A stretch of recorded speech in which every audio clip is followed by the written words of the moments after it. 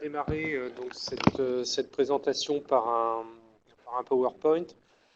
À ce moment-là, je vais faire le commentaire sur le PowerPoint. Je l'interromprai à certains moments pour vous passer des vidéos, parce que ce n'est pas intégré dans le PowerPoint, donc je suis obligé de l'interrompre. Vous pouvez également poser des questions sur le chat, mais sachez que je ne verrai vos questions qu'au moment où je vais interrompre le PowerPoint, parce que quand il est en plein écran, je ne verrai pas vos questions, je les verrai au moment de passer, je serai direct à ce moment-là.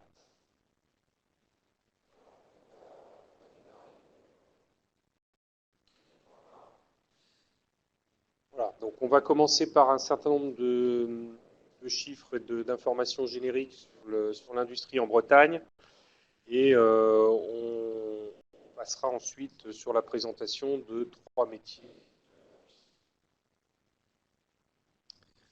Alors, d'abord, parler des secteurs groupe technologique. Donc on a 7 secteurs d'activité qui sont présents. L'industrie aéronautique, spatiale et défense.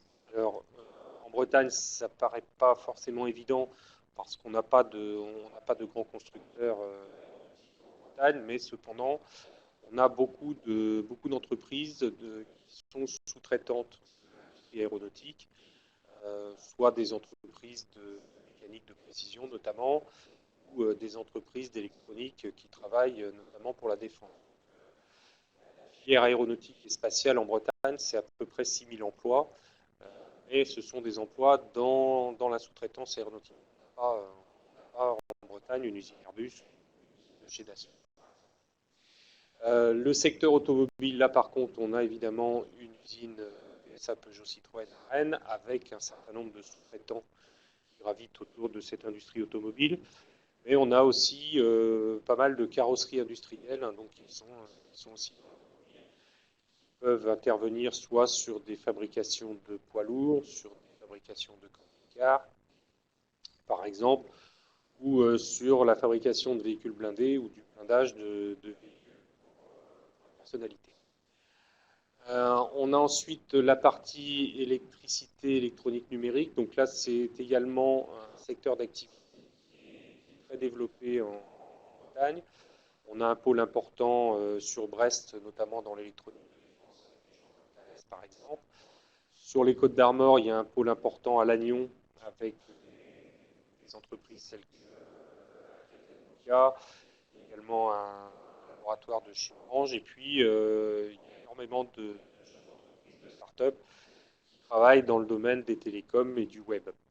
Il y a aussi un pôle important sur Dinan avec des cordons, par exemple, qui fait la maintenance mobile. Et puis également sur Rennes, qui est un pôle important. Donc la Bretagne est très en pointe sur les activités électroniques. Ensuite, on va trouver le secteur de la mécanique, matériel et équipement. Donc là, il y a des activités extrêmement diversifiées. On va en particulier trouver des équipementiers pour l'agroalimentaire. La Bretagne est une région très développée en matière agroalimentaire. Et là, on a pas mal d'entreprises qui fabriquent des machines ou des chaînes de production pour l'industrie agroalimentaire. Ensuite, on va trouver l'industrie du ferroviaire. Alors là, on a très peu, voire pas du tout, d'entreprises qui œuvrent dans ce domaine-là. On n'a pas de constructeurs en tant que tel et on a très très peu de sous-traitants de l'industrie ferroviaire en Bretagne. Ensuite, métallurgie, produits métalliques. Là, on va trouver toutes les activités de fonderie, par exemple. Là, on n'y a pas de sidérurgie en Bretagne, mais on a quand même quelques fonderies. Il y en a dans le Morbihan, il y en a une activité relativement modeste, mais qui est quand même présente en Bretagne. Et pour terminer, donc l'industrie navale. Donc navale et énergie renouvelable. Donc là, la Bretagne est numéro 1 en France et la région numéro 1 en France pour tout ce qui est construction et réparation navale, avec les pôles de Lorient, Brest et Carnot. Alors, on y a adjoint les énergies renouvelables, qui est un secteur en émergence, simplement parce que compte tenu du type de fabrication, de la taille des fabrications qu'on va trouver notamment dans les énergies marines renouvelables, les entreprises qui ont la compétence et le matériel pour fabriquer ce type d'équipement, ce sont les gens qui travaillent déjà dans la navale. Ils ont les mètres carrés et les moyens de manutention pour des fabrications de grande dimension. Voilà les 7 secteurs de la métallurgie en Bretagne. Alors, si on regarde un petit peu ce nombre de salariés présents en Bretagne, donc au total, il y a presque 53 000 salariés dans la métallurgie bretonne pour 2200 entreprises. Donc vous avez sur le diaporama la répartition par département qui est conforme au poids économique de chaque département, hein, le plus important étant l'Ille-et-Vilaine et étant les Côtes-d'Armor.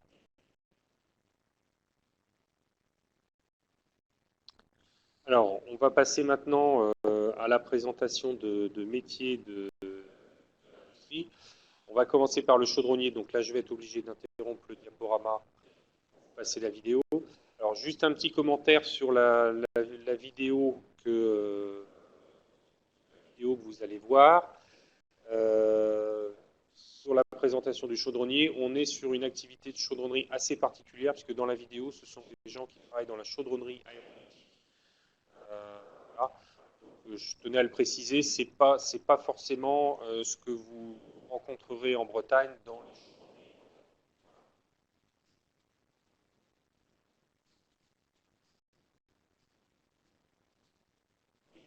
Juste pour les nouvelles personnes qui viennent de rentrer, donc je suis Frédéric Guillard de même.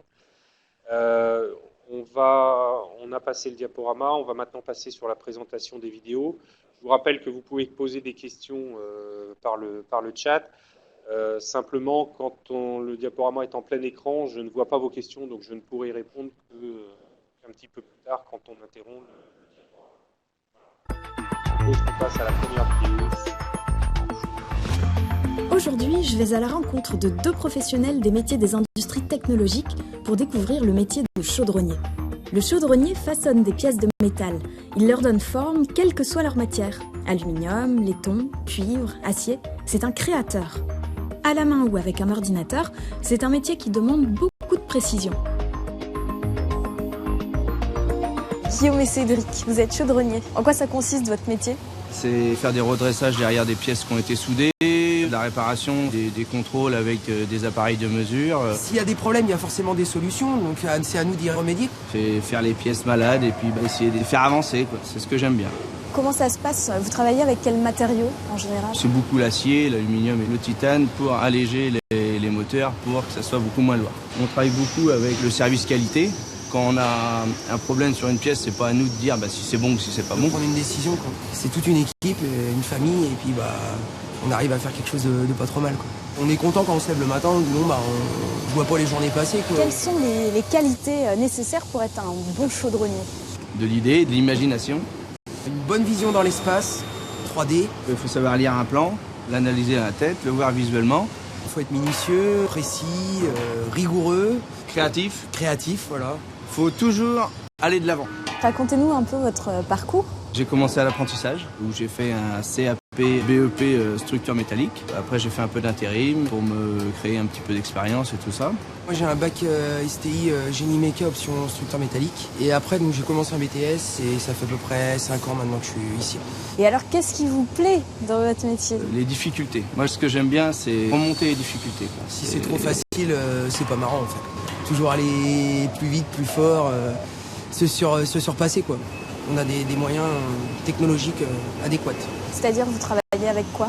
Il y a une machine de conformage. Ça évite sur le carter qu'on fasse la mise au rond tout à la main, enfin tout au marteau postillon. Ça met le diamètre correct pour pouvoir assembler les brides après. C'est plus agréable, c'est moins pénible aussi qu'il y a une certaine époque. Pour un même résultat derrière, voilà. Tout le monde est gagnant, quoi. C'est un beau métier manuel. Ça se perd de plus en plus et c'est bien dommage. Et il y a quand même une évolution de carrière et il y a du boulot, il y a de la demande. Et donc, chaudronnier, métier d'avenir. Voilà. Merci beaucoup à tous les deux de m'avoir fait découvrir votre métier de chaudronnier. Et c'est un métier qu'on peut retrouver dans tous les autres secteurs des industries technologiques. L'aéronautique, le spatial, la défense, l'automobile, l'électrique, l'électronique, l'informatique, le mécanique, le ferroviaire, les produits métalliques, le naval et les énergies.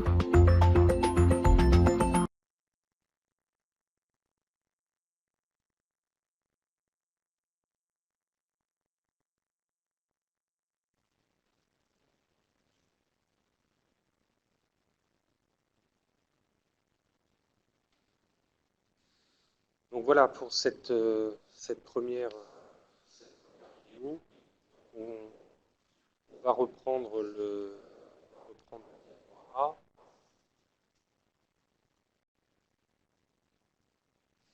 Alors donc ce qui concerne le métier de chaudronnier, donc vous l'avez vu au travers la vidéo. Donc le métier de chaudronnier, ça consiste à travailler à partir de métal en feuille, de tôle.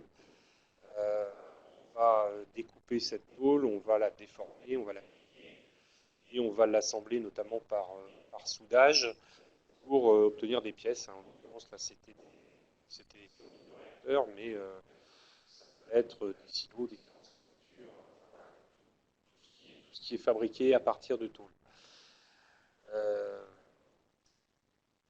Les activités, alors les activités du chaudronnier, tout ce qui est lecture de plans, c'est quelque chose d'important. Il faut être capable de décrypter un plan, et l'interpréter, d'avoir des connaissances sur les techniques de soudage, mais aussi sur tout ce qui est découpage de la tôle, le traçage. On va bien évidemment le tracer sur la tôle.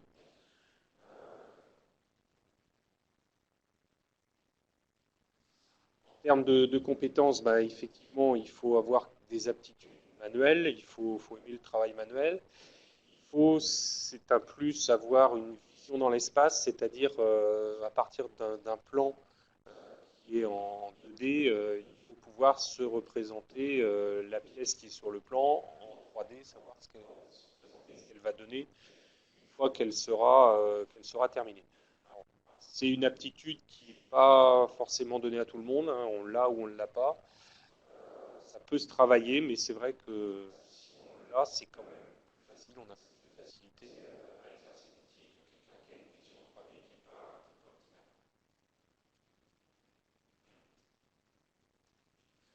En termes de formation, donc il existe un CAP en chaudronnerie, mais également un bac pro et un BTS. Le standard de recrutement maintenant, c'est plutôt le bac pro, voire le BTS. Et pour ce qui est de la formation professionnelle, on a également deux CQP, un chaudronnier polyvalent et un chaudronnier aéronautique. C'est un métier sur lequel on recrute beaucoup en Bretagne. Alors, contrairement à ce que vous avez vu dans la vidéo, en Bretagne, on a plutôt des chaudronneries qui travaillent de l'acier ou alors de l'inox pour celles notamment qui travaillent pour l'agroalimentaire, et puis dans une moindre mesure de la chaudronnerie sur de l'aluminium. Alors, les possibilités d'évolution, on peut effectivement devenir responsable d'une équipe de production, chef d'équipe ou technicien de production dans un atelier de chaudronnerie. Les portes sont ouvertes. Alors, on va passer une deuxième vidéo sur le métier d'opérateur réglaire sur machine à commande numérique. Là, on va rentrer dans le monde de l'usinage. On va fabriquer des pièces métalliques, mais contrairement au chaudronnier, là on procède par enlèvement de métal, c'est-à-dire qu'on part d'un bloc de métal, on va enlever du métal pour arriver à fabriquer la pièce. Vous pouvez poser des questions pour l'instant.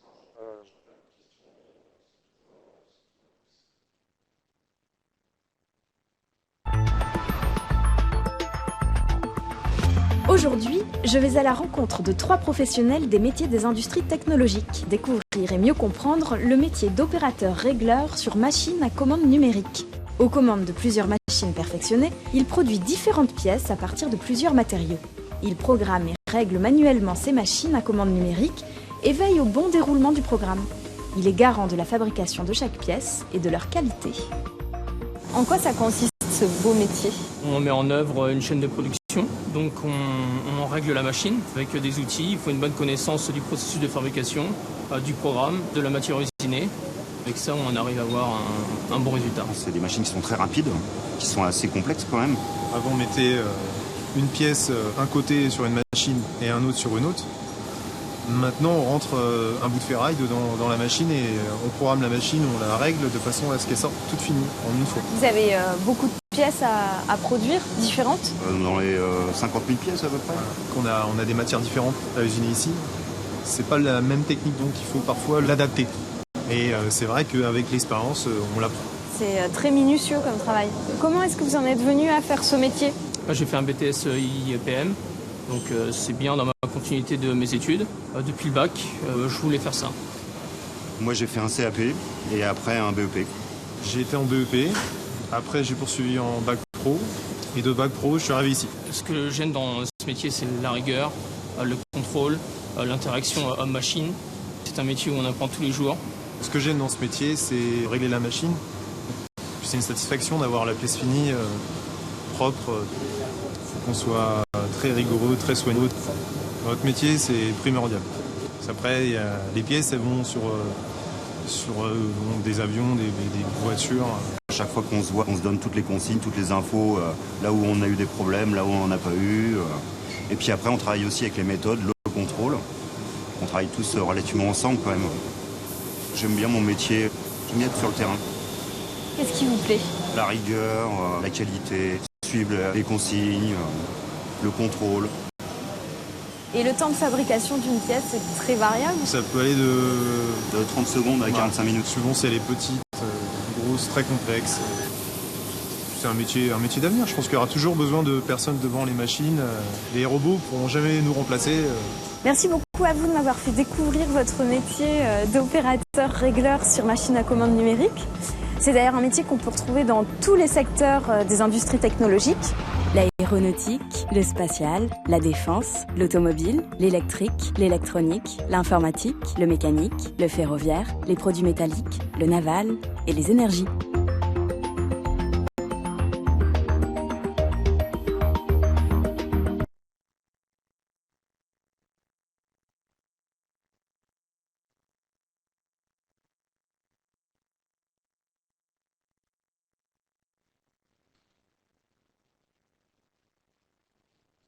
Donc,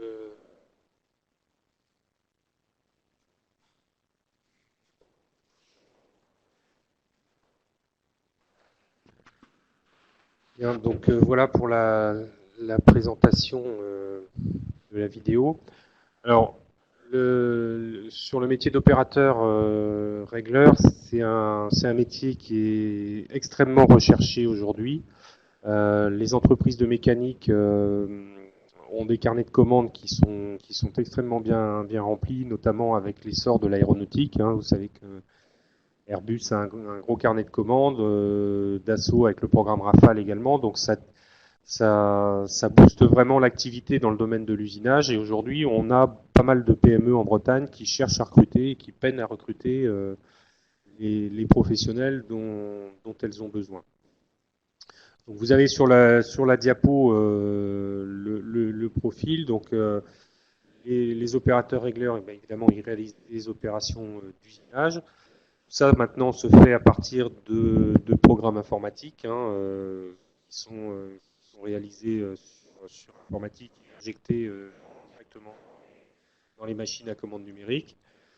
Vous l'avez vu également dans la vidéo, on a affaire à des gens qui sont très rigoureux. Il faut énormément de rigueur.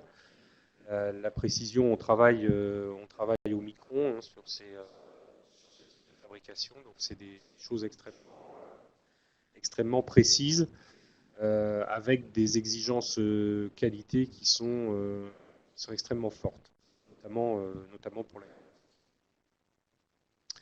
Donc, un peu pareil que pour le métier de chaudronnier, il faut savoir lire et interpréter un plan.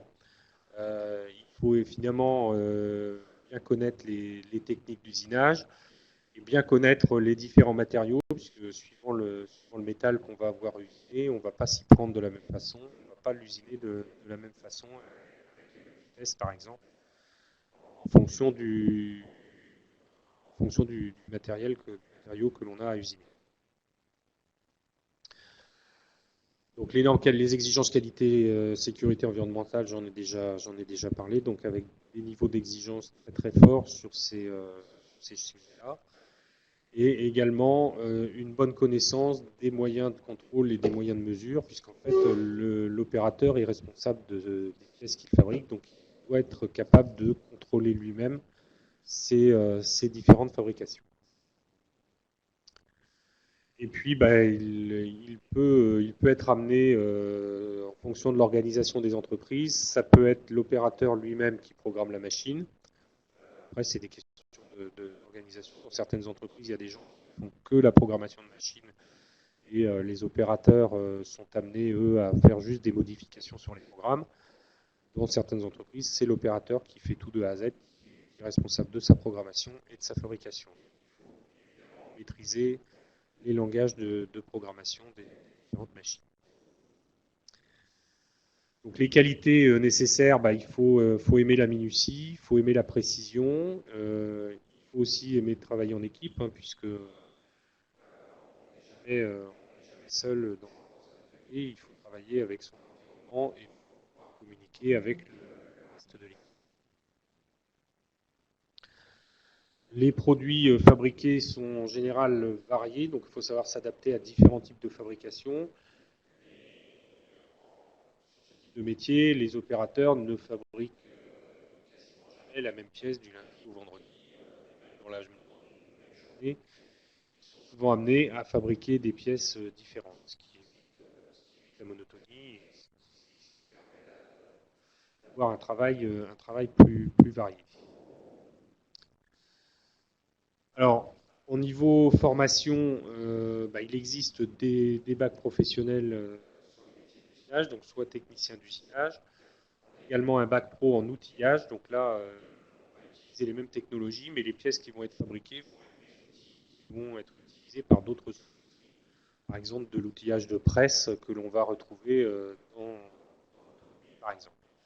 Il y a également des BTS à bac plus 2, il existe un DUT génie mécanique et productique, et puis pour la formation professionnelle, on CQP, techniciens d'usinage qui sont accessibles en formation professionnelle. J'insiste vraiment sur ce métier, c'est vraiment le métier en ce moment sur lequel on a beaucoup de recrutement à pourvoir en Bretagne. Beaucoup d'entreprises qui cherchent à recruter, qui ont vraiment du mal sur ce métier. Aujourd'hui, il n'y a pas assez de jeunes dans les sections, dans les lycées et en apprentissage. Le flux de diplômés qui va sortir au mois de juin ne suffira pas à satisfaire tous les besoins des entreprises. Donc, même profil que pour les chaudronniers, avec des possibilités d'évolution comme chef d'équipe, d'orientation vers la micromécanique et de piloter des systèmes plus complexes, puisque maintenant on a aussi des robots d'usinage qui ont fait leur apparition. On peut avoir des lignes extrêmement complexes. De fabrication les plus complexes qui existent aujourd'hui vont même jusqu'à l'emballage de la pièce thermique. Voilà, on va passer, s'il n'y a pas de questions, on va passer à la dernière vidéo pour parler du métier de technicien de maintenance industrielle.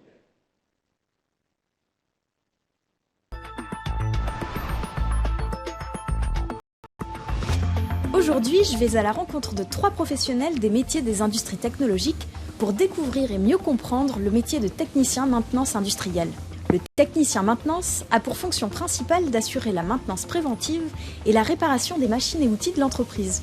Toujours en alerte, il détecte et anticipe les pannes ou les dysfonctionnements en veillant à ce que tout fonctionne. Il a donc un rôle essentiel dans l'entreprise. Alors en quoi ça consiste votre métier de technicien de maintenance ? On est à recherche de panne à longueur de journée. C'est un peu comme une voiture. Une voiture, on l'amène au garage pour les révisions. Là, on fait une maintenance préventive. En fin de compte, on essaie de prévenir certains accidents. Souvent, c'est en observant bien les machines qu'on découvre des futures pannes qu'on n'aurait pas forcément décelées en passant à côté sans faire attention. C'est un métier très diversifié où il n'y a pas vraiment de routine parce qu'on est un peu ouvert à plusieurs domaines allant de l'électricité, la mécanique, le pneumatique, l'hydraulique. Vous pouvez nous raconter un petit peu concrètement ce que vous êtes amené à faire dans la journée? C'est varié quand même sur les machines industrielles. Ça peut être donc une casse mécanique, un roulement, moteur électrique, carte électronique. Ça peut être vraiment assez divers.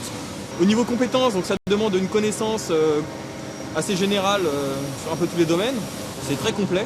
Par rapport aux demandes des gens, on essaye de créer, de réfléchir à des améliorations sur leur poste de travail, qu'ils soient moins fatigués ou qu'ils soient, ça travaille plus rapidement mais moins péniblement. Enfin, il y a plein de choses qui rentrent en compte. Est-ce que vous pouvez nous raconter un peu comment vous êtes venu à ce métier-là? J'ai fait un BTS en mécanique et automatisme. J'ai fait en alternance CAP, BEP, mécanicien monteur. Je suis électricien à la base et je me suis plus mis dans la maintenance parce qu'en fin de compte, ça touchait tous les métiers. Pour être technicien de maintenance aussi, il faut avoir la valeur du relationnel avec les gens, parce que les gens nous aiguillent beaucoup vers les pannes, savoir les comprendre leurs besoins, chercher, réfléchir. Parce que bon, sur une panne, c'est les gens qui vous dirigent vers la panne quand même. Ils sont tous les jours sur la machine ou sur leur ordi ou sur. C'est eux qui nous dirigent vers la panne, qui nous disent voilà, avant comme ça, maintenant c'est ça. Et donc nous après on cherche pourquoi. Donc il faut avoir une super relation avec les gens. Il faut aimer travailler en équipe.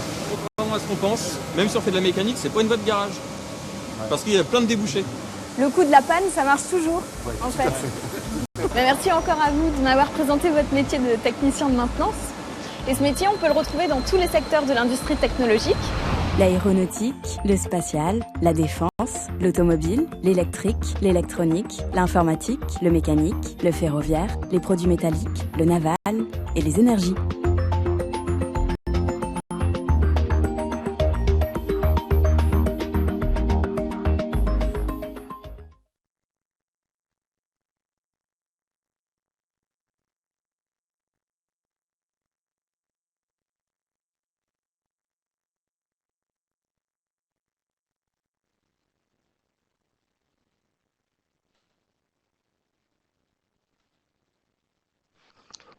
Bien, voilà pour le technicien de maintenance. Alors, avant de poursuivre, je vois qu'il y a une question concernant les CQPM. Une personne qui demande si les CQPM sont vraiment reconnus par les entreprises, sachant qu'elles veulent des personnes avec de l'expérience. Alors, ça, c'est vrai que c'est un peu un défaut franco-français de vouloir toujours des gens avec de l'expérience et de pas forcément leur donner la chance d'acquérir cette expérience. C'est pas propre à l'industrie. Pour ce qui est des CQPM, oui, ils sont reconnus par les entreprises de la métallurgie puisque ils font référence à notre convention collective. Donc, ce sont des diplômes professionnels qui sont effectivement reconnus dans les entreprises.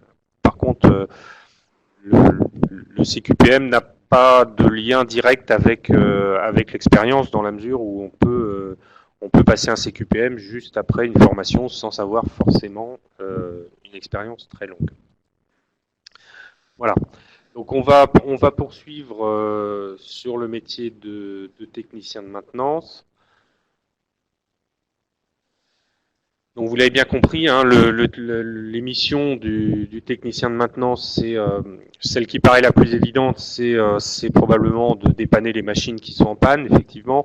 Mais bien au-delà de ça, on a aujourd'hui dans les entreprises ce qu'on appelle de la maintenance préventive, c'est-à-dire qu'on va essayer d'anticiper les pannes. C'est ce qu'on fait sur les voitures depuis longtemps en faisant des révisions, donc on le fait aussi sur les machines en entreprise. L'idée, c'est de faire en sorte que la machine ne tombe pas en panne, de remplacer les pièces avant qu'elle ne casse. Mais le technicien de maintenance peut aussi être amené à faire de la mise en service de nouvelles machines qui arrivent, voire des modifications sur des machines existantes pour les rendre plus performantes ou plus faciles à utiliser par les opérateurs. Donc c'est un métier extrêmement complet de ce point de vue-là. Donc les techniques qui sont nécessaires pour exercer le métier, il faut maîtriser tout ce qui est automatisme, tout ce qui est également mécanique, les énergies hydrauliques et pneumatiques, puisque ce sont des énergies qu'on retrouve très fréquemment sur les machines industrielles. et puis évidemment l'électricité industrielle. Donc, vous voyez qu'il y a c'est un métier complet, il faut pouvoir maîtriser un certain nombre de technologies pour dépanner les machines, quel que soit le type de panne que l'on peut rencontrer. Également, une maîtrise de l'informatique industrielle, hein, puisque la plupart des machines aujourd'hui reçoivent des automates programmables. Donc il faut être capable de dépanner les automates, voire de les reprogrammer ou de modifier les programmations. On a également maintenant l'utilisation de logiciels de gestion de maintenance assistés par ordinateur, ce qui permet de gérer le parc machine, de gérer le planning des entretiens prévisionnels, de manière à suivre les choses et faire en sorte que les machines ne tombent pas en panne. Il faut également savoir travailler en équipe. Hein. Dans la vidéo, il y a une des personnes interviewées qui le dit. Hein. Quand une machine est en panne, c'est bien souvent l'opérateur qui va être à même de donner des informations qui vont permettre aux techniciens de maintenance de trouver d'où vient la panne. Donc il faut savoir écouter, il faut savoir questionner les gens sur les machines de manière à ce qu'ils puissent aiguiller le technicien de maintenance sur la cause de la panne.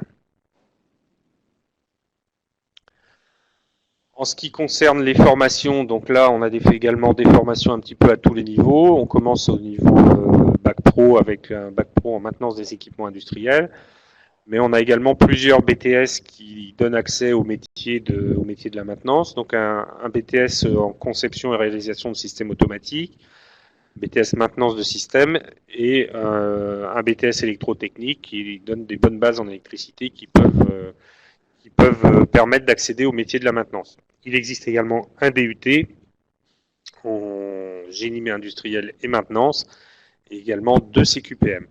Donc un petit peu comme le métier d'opérateur régleur que l'on a vu précédemment, c'est clairement un métier sur lequel il y a de gros besoins à l'heure actuelle en Bretagne. On a beaucoup d'entreprises cherchent à recruter des techniciens de maintenance dans tous les domaines. Hein. C'est un métier très transversal puisqu'on va le trouver dans l'industrie de la métallurgie, mais on va également trouver de la maintenance beaucoup dans les industries agroalimentaires.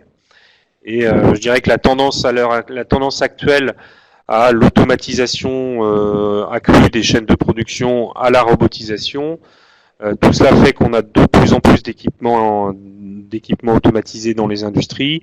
Ces équipements nécessitent qu'ils soient entretenus, bien évidemment, et ce sont des équipements qui, en général, sont extrêmement coûteux, donc les arrêts de production coûtent cher, ce qui fait qu'on a un besoin accru de personnel de maintenance. Donc c'est vraiment, je pense même qu'aujourd'hui, c'est probablement le métier sur lequel les entreprises ont le plus de difficultés à recruter en Bretagne. Donc les évolutions professionnelles, comme sur les autres métiers, on peut être amené à encadrer des équipes, on peut devenir responsable maintenance. On a également des évolutions de personnes qui de la maintenance passent sur des fonctions un peu plus transversales sur tout ce qui touche à la qualité, l'hygiène, la sécurité et l'environnement. Et puis, on peut également avoir des progressions de carrière ou des évolutions professionnelles sur des métiers de technicien de contrôle non destructif. Voilà. Pour terminer, l'adresse du site internet des industries technologiques sur lequel vous pouvez retrouver un certain nombre d'informations sur les métiers industriels, notamment les vidéos que vous venez de voir et également d'autres sur d'autres métiers sont accessibles à partir du site les industries technologiques que je vous invite à consulter. Voilà. Sachez également que dans la métallurgie, nous avons un centre de formation qui est implanté sur l'ensemble de la Bretagne, qui est le pôle formation des industries technologiques, donc qui propose à la fois des formations en apprentissage pour les jeunes, même jusqu'à 30 ans maintenant, puisqu'en Bretagne, on a la possibilité de faire de l'apprentissage jusqu'à 30 ans, qui propose également de la formation pour les salariés qui souhaitent se perfectionner ou acquérir des connaissances, des compétences supplémentaires, mais également des formations accessibles aux demandeurs d'emploi, notamment dans le cadre du programme régional des stages financé par le Conseil régional de Bretagne. Voilà. Donc on a terminé cette présentation. Vous avez également un certain nombre de documents qui sont téléchargeables. Voilà, vous pouvez les sélectionner et télécharger les différents fichiers. Sachez également que cette présentation sera accessible en podcast à partir de demain. Donc vous pourrez télécharger cette présentation, notamment pour ceux qui sont arrivés un petit peu après le début. Vous pourrez comme ça revoir le début de la présentation que vous auriez éventuellement raté. Voilà, je ne sais pas si vous avez des questions. Vous avez toujours la possibilité d'en poser. Voilà. On laisse de toute façon la présentation ouverte, de toute façon vous ayez le temps de télécharger. Et voilà, s'il y a des questions, il est encore temps. Alors, il y a quelqu'un qui pose une question concernant l'emploi des femmes dans la métallurgie. C'est vrai que c'est une question qu'on n'a pas abordée, mais c'est une question importante. On a aujourd'hui à peu près un tiers de femmes dans la métallurgie. C'est pas suffisant à notre sens. La totalité aujourd'hui des emplois sont accessibles aux femmes. On n'a plus réellement de métiers qui nécessitent de la force physique. Il y a aujourd'hui les machines sont extrêmement automatisées, les moyens de manutention existent. Donc voilà, il n'y a pas, à ma connaissance, il n'y a pas de métier qui ne puisse être occupé par des femmes dans l'industrie. Si on n'en a pas plus, c'est plus lié à des problèmes d'orientation des jeunes filles à l'école. C'est vrai qu'en formation initiale, spontanément, les jeunes filles ne s'orientent pas vers les filières techniques et technologiques qui conduisent au métier de l'industrie.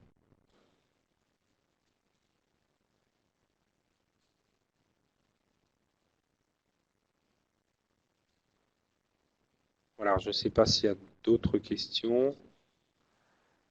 Alors, je vois qu'il y a plusieurs personnes qui sont en train de rédiger des questions, donc on va attendre un petit peu.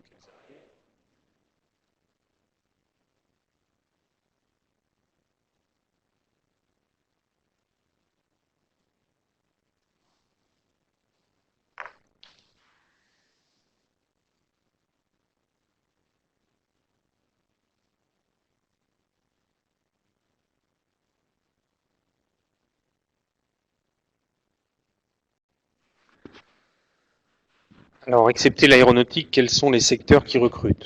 Aujourd'hui, après avoir traversé une crise importante, ce qu'on peut dire, c'est que globalement, le secteur industriel en général recrute. Donc, le secteur de la mécanique de précision, on en a parlé, c'est un secteur qui recrute, mais les métiers de la maintenance également. L'automobile, on a des bonnes nouvelles sur l'usine PSA Peugeot Citroën de Rennes, puisqu'il y a un nouveau véhicule qui va être construit. Donc PSA recrute aujourd'hui massivement. Je dirais que globalement, tous nos métiers ont des besoins en recrutement dans l'industrie métallurgique aujourd'hui, que ce soit la maintenance, la mécanique, la chaudronnerie, le soudage, où on a des besoins qui sont également récurrents. Donc on a vraiment un besoin important de recrutement dans tous les secteurs aujourd'hui.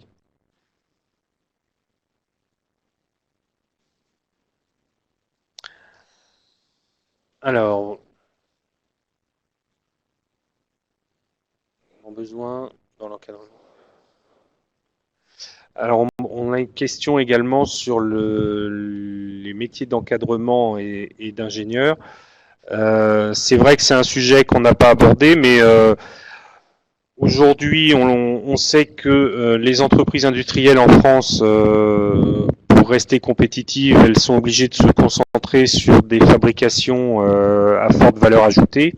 On sait bien qu'il y a un certain nombre de fabrications relativement basiques qui sont déjà parties dans des pays à faible coût de manœuvre. Donc, Aujourd'hui, les entreprises industrielles se concentrent sur des fabrications à forte valeur ajoutée.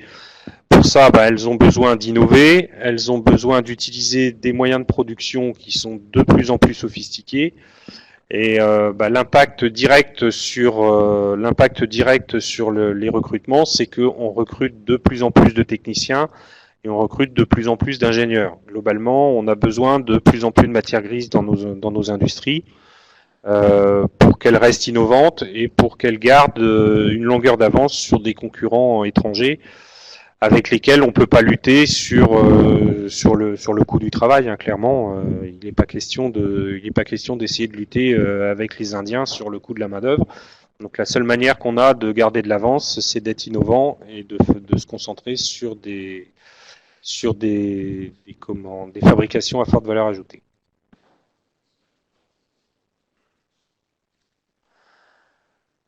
Alors, quid du recrutement?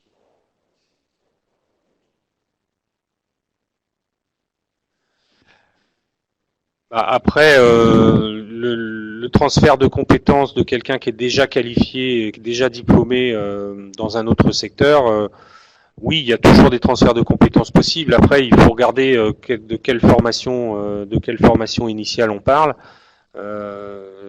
C'est difficile de répondre comme ça de manière générique. Il faudrait avoir un petit peu plus d'éléments sur quelle est la formation initiale et vers quel secteur on veut la transférer. Mais oui, les transferts de compétences sont toujours possibles. Alors, j'ai une personne. J'essaie de retrouver. Ah oui, quelqu'un qui dit que une jeune femme qui a travaillé en chaudronnerie et que lors de son dernier entretien, son gabarit posait problème. J'ai pas les éléments de réponse, mais bon, peut-être. Hein, c'est peut-être qu'on a. Ça dépend du secteur d'activité dans lequel on se positionne. Tout dépend après aussi de l'organisation de l'entreprise et de la manière dont elle travaille.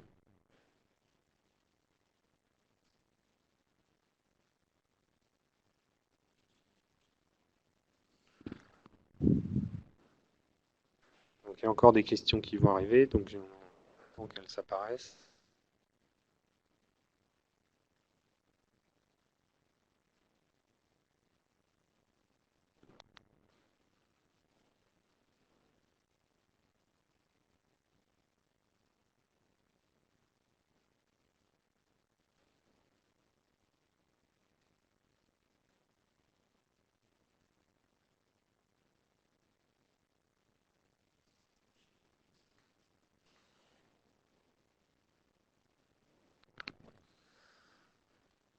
Oui, donc comme le dit un des participants, n'hésitez pas, hein, on a un site internet qui s'appelle Metal Job.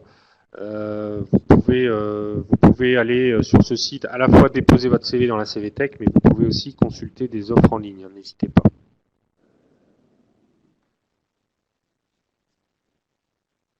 Donc, il y a encore une question qui va arriver.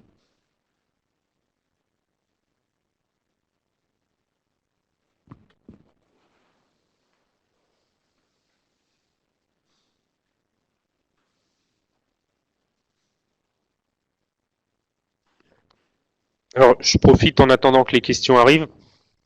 Demain, pour vous informer que demain, il y a également une autre webconférence, mais qui est organisée au niveau national cette fois-ci, donc qui se tiendra demain à partir de 11h. Voilà, et l'accès se fait par l'Emploi Store.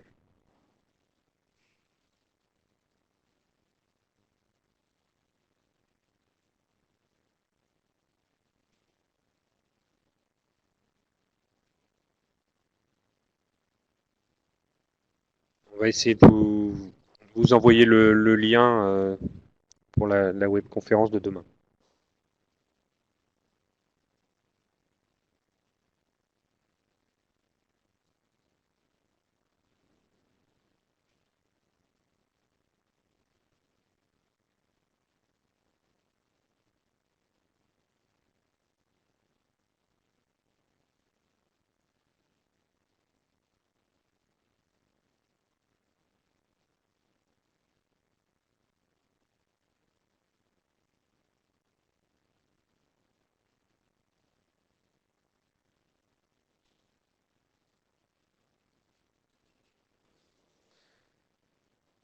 Voilà, on vous a mis sur la droite, on vous a mis le lien web vers l'Emploi Store.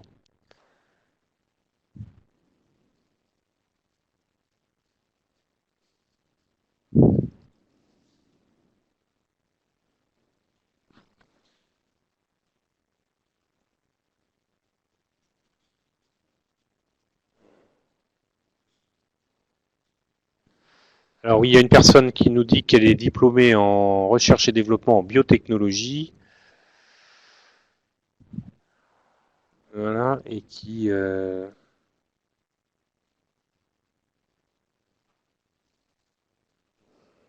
pose des questions sur la transférabilité.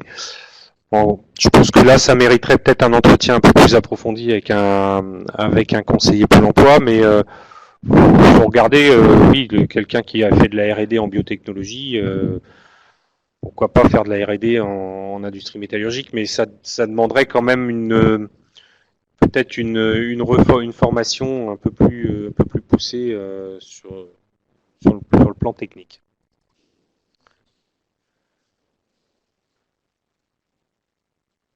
Alors, question qui concerne quelqu'un qui a travaillé dans l'injection plastique et caoutchouc. Il y a certainement des transferts de compétences parce que sur la conduite d'installation d'injection ou de la conduite de machines en fabrication caoutchouc, on peut très certainement transférer une partie des compétences sur de la conduite de machines dans l'industrie métallurgique. On a également des installations d'assemblage, par exemple, ou même en électronique, où on a des machines qui sont automatisées. Voilà. Je dirais même que toute expérience dans l'industrie en général, on va forcément avoir une partie des compétences qui vont être transférables, parce qu'un milieu industriel, ça reste un milieu industriel, avec des contraintes de sécurité, par exemple, avec des contraintes de qualité de production. Donc voilà, même si une formation est sans doute nécessaire sur le plan purement technique, il y a en tout cas des compétences de savoir-être, par exemple, qui vont être transférables quel que soit le secteur industriel. Voilà. Après, c'est une question de formation et d'adaptation, de savoir maîtriser un certain nombre de technologies, mais sur une machine à injection plastique, on va retrouver des technologies que l'on retrouve quelle que soit l'industrie, notamment par exemple de l'automatisme, de l'hydraulique ou du pneumatique, des choses comme ça.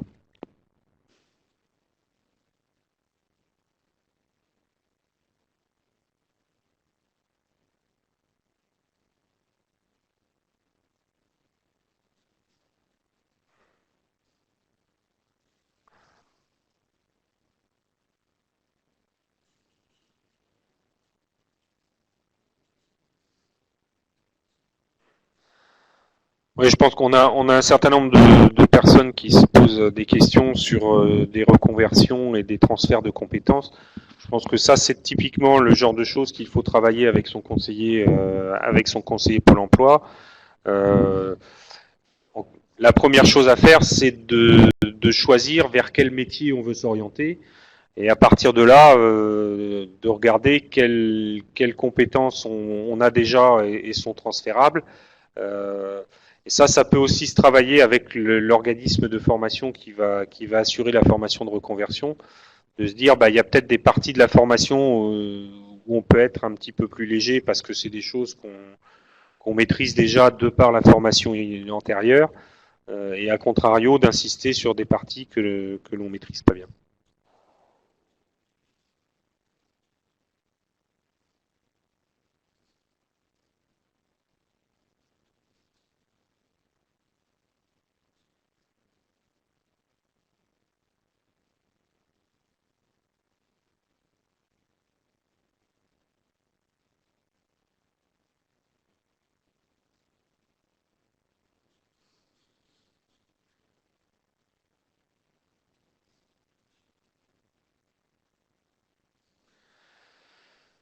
Bon, voilà, je crois qu'on arrive au bout de cette conférence. S'il n'y a pas d'autres questions, on va clore.